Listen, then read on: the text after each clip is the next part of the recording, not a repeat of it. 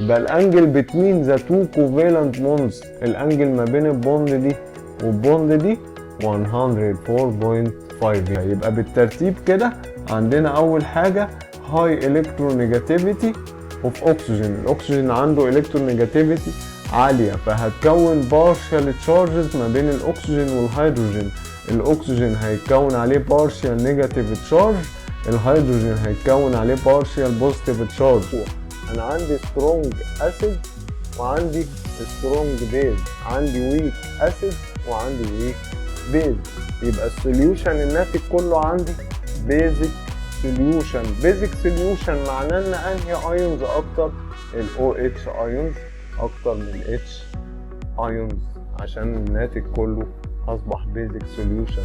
يبقى 6 هيبقى اسيد بس 5 اسيد اقوى منه، 4 اقوى منه، 3 اقوى منه، 2 اقوى منه، 0 ده اقوى اسيد.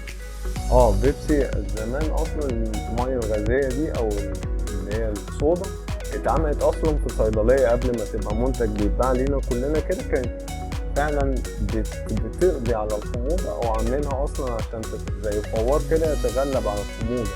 فهي فعلا جايه من اسم انزيم اصلا موجود في المعده اللي بيسبب الحموضه، اللي بيعمل اسيديتي. حتى انت لما بتاكل تقول لك انا عندي حموضه، ما الحموضه دي لان اصلا المعده فيها اسيد او اسيديك انزيم اللي هي بتهضم الاكل. وات بروبابيلتي ميك ووتر dissolve many salts، ايه اللي خلى الميه تدوب سولز كتير؟